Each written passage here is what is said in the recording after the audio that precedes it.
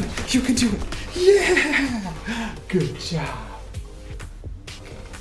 Wait. Can you look at the camera? Awkward family photo. Welcome back to Live from the Living Room. I hope you enjoyed your off week this past week. As you know, we took off, yes, for Memorial Day, but also we took off because there's some things that are happening in Michigan that could change what college students looks like over the next few weeks or even the next few months. As you might have heard, we can now have groups of 10 as long as there's safety requirements and all that good stuff in place.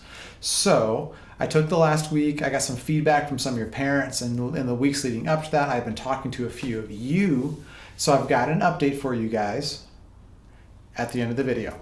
So watch the rest of this, watch the interview with our special guest, and then at the end, I'll let you know what changes are coming. And I know you're all probably like, "Aw," or if you're watching this later, you're probably skipping everything and skipping ahead. You do you. It's all good.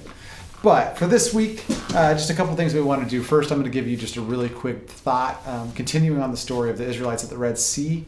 And then after that, we have Don Meekomer, who is the youth pastor over at Novesta. If you've ever been to any of the 12-5 events, whether it was a live night or one of our winter retreats, you've probably seen him. He's the guy with like the beard that tells even worse jokes than mine, which is somehow possible. But he's going to be jumping on in our interview here in just a little bit. But first, let's go back to the story of the Israelites at the Red Sea. You know, we've talked about it. So what's happened so far is the Israelites, they were in Egypt. There's 10 plagues. Pharaoh finally gets super mad and says, just get out of here. I'm done with you. The Israelites leave. God takes them on this weird path to the Red Sea, which was kind of out of the way, but they're there now having a nice little beach day at the Red Sea. But then all of a sudden, Pharaoh changes his mind, gets his army, comes rushing in, and now the Israelites are stuck between this Egyptian army and the Red Sea. So we've talked a little bit about that the last few weeks. You've heard some different thoughts on that. But today, we're going to take a slightly different look at the story.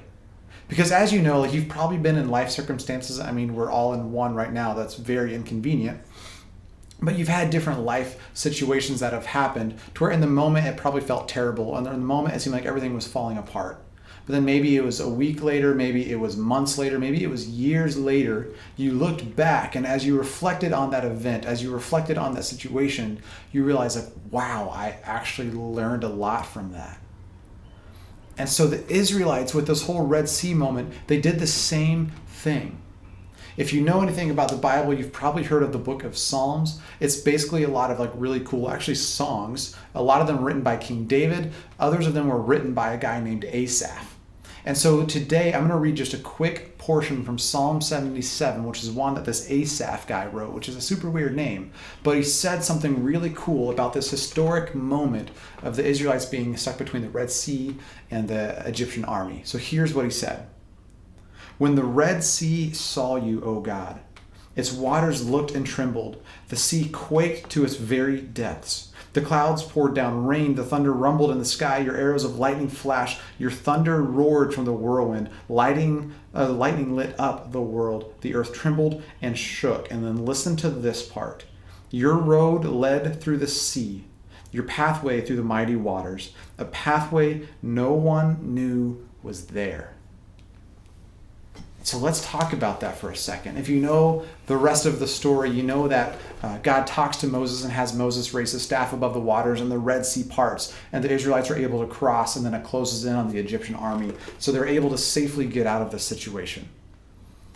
But if you were one of the Israelites, if you were there in that moment, who would have thought oh man, we're stuck, but it's okay because God's going to split the sea and we're going to walk across where this water was just a second ago. I mean, that'd be like God splitting one of the Great Lakes and we just kind of have a nice little march across. It's crazy. Nobody would have expected that. But as the Israelites, as Asaph reflects back hundreds of years to this moment where God splits the sea, where the Israelites were terrified because they saw no way out, reflecting back, Asaph sees that God was in control because God sees what we don't see. So for us today, as we look at this COVID situation, and now it's starting to get a little exciting because the weather's getting warmer, things are starting to slowly open back up, but we may still be feeling a little stuck. We may be dealing with some depression and we see no way out. But my encouragement for you today is, what is it that God's trying to teach us? What is it that years later when we look back at this, we're going to say, man, I never saw this way out, but God was in control. God had a plan that I didn't even see that was so much better than anything I could imagine. So for you today, I want to encourage you as you're in this moment, instead of being depressed, instead of being terrified or anxious or stressed out, I want to encourage you to trust God because He sees what we don't. God sees the things in the situation that we can't even imagine. And hopefully this is a situation that years or maybe even just weeks later we'll look back on and say, man, I would never have imagined this, but God worked in such an incredible way, and I am now better because of it. So for this week, I just want to challenge you in this situation, trust God because He sees what we don't. So now let's change pace just a little bit, and we're going to jump into our interview with Don Mecomer. Let's check this out. So Donnie, how's it going? It is going well. How are you doing? I'm doing all right. I'm doing all right. I think I just ate some ice cream, and now my stomach is a little weird, but That's your mistake. Ice cream it, is disgusting and always has been. no, So you don't need. ice cream is amazing. Unfortunately, I'm just like slightly lactose intolerant, but I still try to pretend I'm not and eat lots of ice cream anyways. I should start telling people I'm lactose intolerant, then they won't think I'm weird for not liking ice cream. That's kind of brilliant. I should tell people that I'm like sweet potato intolerant and see if I can get out of that. I think that'll work. Yeah. So we've been in lockdown for a while. Like, what have you been up to recently in this whole season? Honestly, so that's a weird question for me to answer because Mhm. I don't know. I will say, like, I find it super weird that everything's been limited and we can't go a lot of places, and I've been about twice as busy as I was before all this happened, even without all the events and all the stuff going on. I mean, it's good. I can tell right now I'm still in the office. I've been coming here and doing stuff most days, mostly because this is where I don't have small children yelling at me. Um, Yep. it's good though. We've been doing stuff. I've been eating a lot more than normal because my wife is an amazing cook and we don't go out to eat. So I've still, maybe put on too many pounds, but It's just hibernation weight. Well, yeah, quarantine weight. it'll be fine. It'll be Yeah. fine. And, Yeah. I don't know. Maybe I can't tell because I'm around me all the time. Yeah. Absolutely. Well, so yeah, my dog is here. Uh, Yeah. so the big question that we've been asking our guests over the last couple of weeks is just like as we go through the season, what has God been teaching you? So for you, what would you say God has been teaching you during this whole COVID experience? So much is is that a good answer? So I will say this experience has really put me into something that I'm not good at. I'm not good at waiting. I don't usually do well being patient and waiting for things to happen. I like to go. I like to make things happen. I like to have things right now, and that's something that I will say I'm probably still bad at by most people's standards. But I've had 2.5 months now to practice that. But there's really one thing when I look at what have I learned and what has it been and what have I pulled out of this, or what am I still trying to pull out of this, and what's God trying to tell me. It actually came from a song. So I like music. I connect to it, and there's one song that I'd say I have listened to every single day at least once over the past 2.5 months, and that's "Smile" by Sidewalk Prophets. And it's a great song, and if you haven't heard it, you need to go check it out. And the music video is hilarious with it too. I mean, they're playing ping pong, and I like ping pong, so you can't go wrong with that. But when I look at it, and I'm going to read these lyrics and spare you all from my singing, but there's just the chorus is really simple, and it makes me think. And so it's just there's always a reason to always choose joy. There's something deeper the world can't destroy. Smile when you think you can't. Smile, get up and dance. Smile, there's a bigger plan. The storm will only last for a while.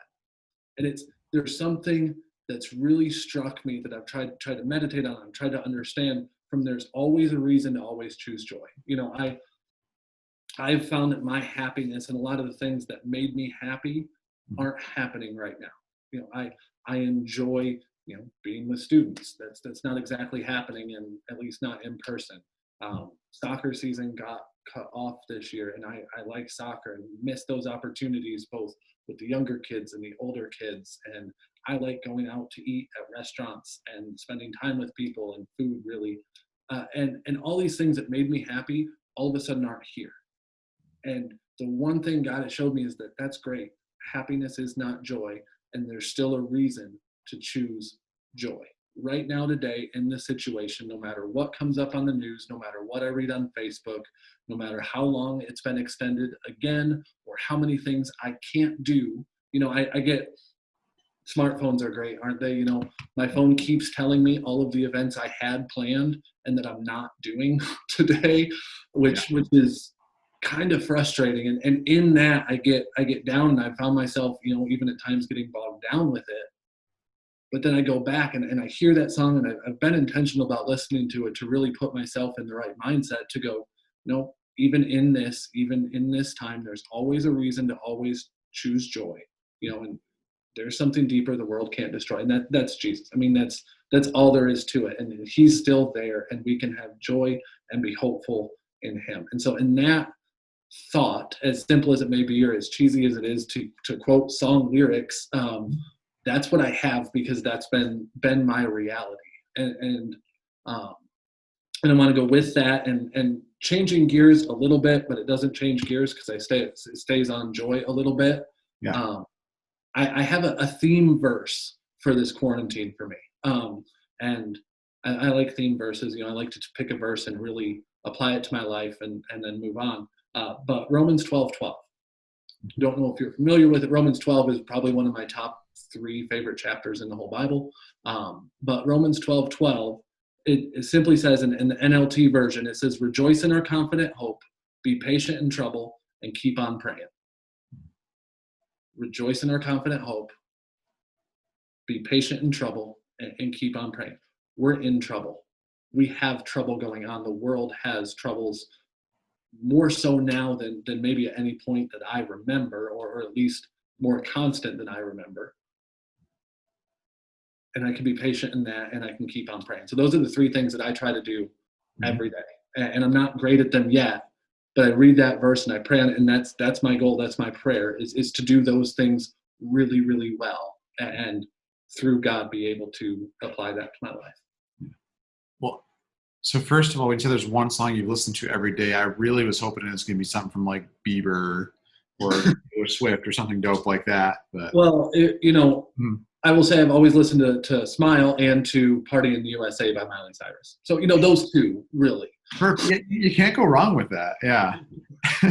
Well, so I like that idea though of like choosing joy. And that's something, I think there's been like almost little bright spots where maybe it wasn't always quite with the phrasing of choosing joy, or you've seen people like John Krasinski with Some Good News, or even like other little things where people are trying to find the bright spots. But like for you, and it sounds like the song has been a big part. If there was a student or somebody watching or listening to this that came to you and said, man, I'm just like really struggling. I'm really feeling down this week and I miss my friends. I miss whatever.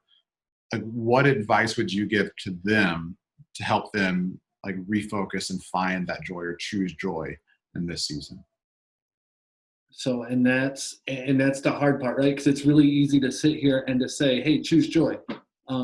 But the actual putting that into practice and putting that into play and making that intentional choice to do that and have that change our mindset is the hard part when I think about it. And my advice, not to repeat myself, but it's really that last piece, and it's those 3 words at the end of Romans 12:12. Keep on praying. And I know that's a cheesy answer to say necessarily, and maybe that's a real minister answer to, oh, he told me to pray. That's very profound. Mm-hmm. But keep on praying isn't just, hey, you should pray. It's the in this, in now, in the good, in the bad, keep on praying. And I know that's been what's gotten me through. I have those days, and sometimes they are days multiple where I just don't want to. I don't want to anymore, and I want to complain, and it gets the best of me, and that's a whole thing. And through that, sometimes that's my prayer is, God, I don't want to. And that's okay. I think it's really okay to go to God and to say, I don't like this, and I don't understand this, and I don't want this. But through that, sometimes I get the hard answers, and I readjust my mindset, because he's like, okay, but, and I'm reminded there's something else there. That's awesome. I think it's really good. Well, Don, thanks for sharing. Any last wisdom, thoughts, anything you want to share before I let you go?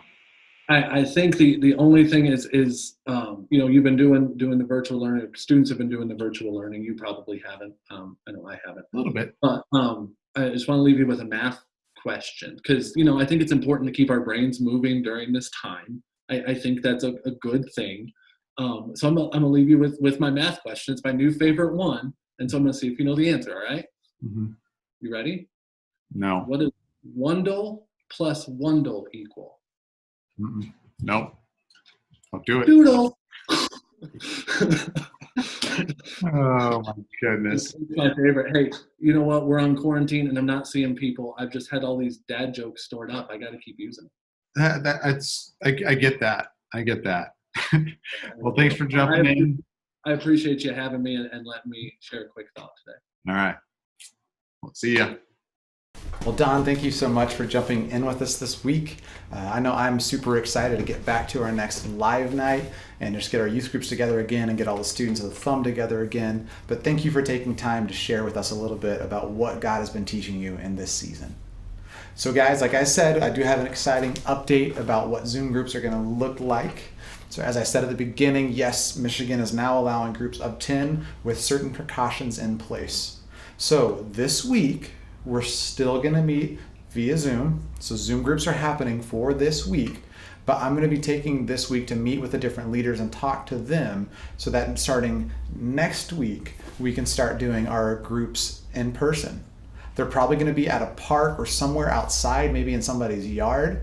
But starting not this week, but next week, we will get information to you. Our Zoom groups are going to start meeting in person, outdoors. You don't need to wear a mask. We'll talk about that stuff later. But we do want to make sure we're smart and we're safe. But I am so excited to actually not just see your face on a computer screen, but see in 3D your face. It sounds weird.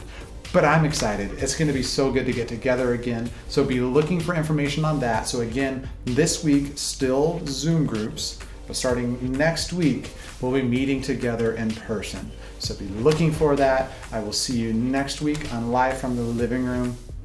See ya.